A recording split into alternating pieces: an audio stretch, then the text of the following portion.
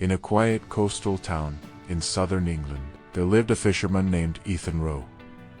He wasn't rich, but he was known for two things: his sharp mind and his unmatched discipline. Every morning at dawn, he pushed his small wooden boat into the sea, fished for hours, and returned with enough catch to feed his family and sell a few baskets at the local market. While most fishermen spend their evenings drinking and laughing at the pub, Ethan spent his time sharpening hooks, repairing nets, and studying books he borrowed from the town library. He wasn't content with simply surviving. He wanted to understand why some people worked hard all their lives yet stayed poor, while others seemed to build empires from nothing. Ethan's life was predictable. He caught fish, sold fish, and repeated the same routine every day. The town merchants made far more money reselling his fish at higher prices, and Ethan knew it, but he told himself, that's just the way life is. Until one day, everything changed.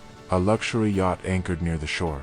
The owner, a wealthy investor named Mr. Caldwell, came to buy fresh seafood directly from the fisherman. When he met Ethan, he was impressed by his quality and consistency.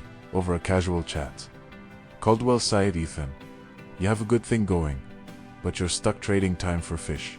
You could scale this." Ethan frowned. "Scale what, sir? I only have one boat and two hands." Caldwell smiled. "Then stop selling fish, sell time instead." Ethan didn't understand, but those words burned into his mind. That night, he couldn't sleep. What does it mean to sell time instead of fish? The next morning, Ethan returned to the docks as usual. He looked around, dozens of fishermen competing for the same buyers. Haggling over pennies, he thought, if I stop fishing, I'll have no income. My family will starve. He almost gave up on the idea, but something inside him whispered, if you never try, you'll fish forever.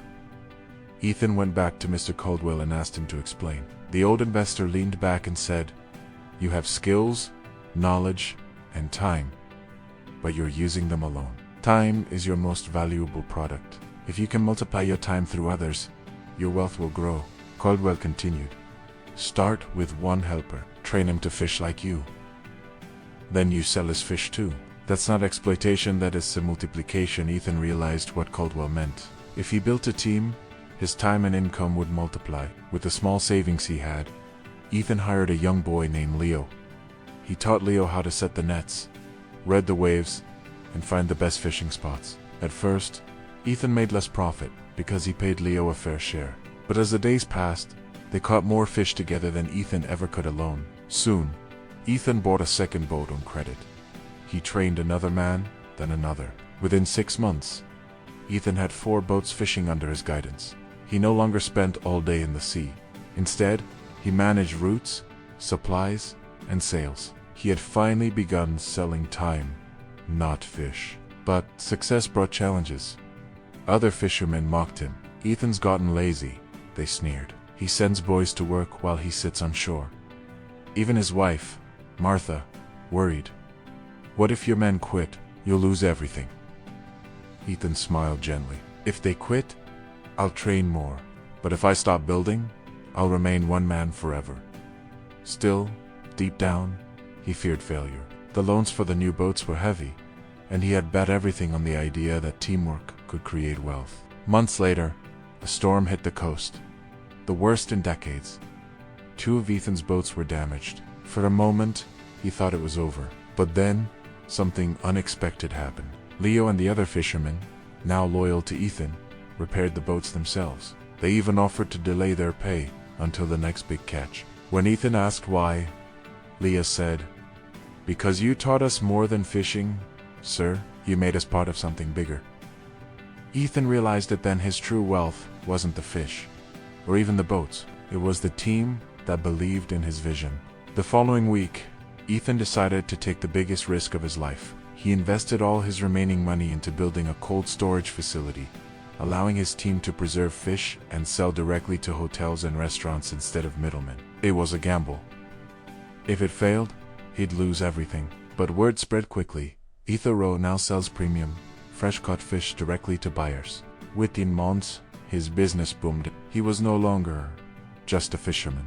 He had become the owner of a cooperative, employing over 30 local fishermen. Mr. Caldwell visited again, this time as a customer. He looked at Ethan's operation and said with pride, "So, you finally stopped selling fish?" Ethan laughed. "No, Mr. Caldwell. I still sell fish, but now I also sell freedom. My men don't beg for wages anymore. They earn their shares."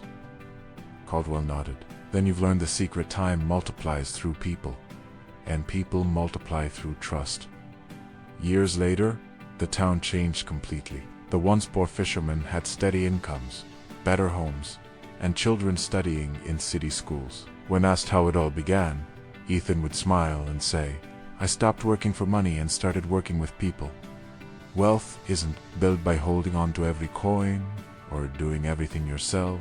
It's built by sharing your vision, empowering others, and creating something that grows beyond your own time. Ethan's story reminds us, a lone fisherman can feed his family, but a united team can feed an entire town. That is the power of the investment mindset. Knowing when to stop trading effort for income and start multiplying your time through teamwork.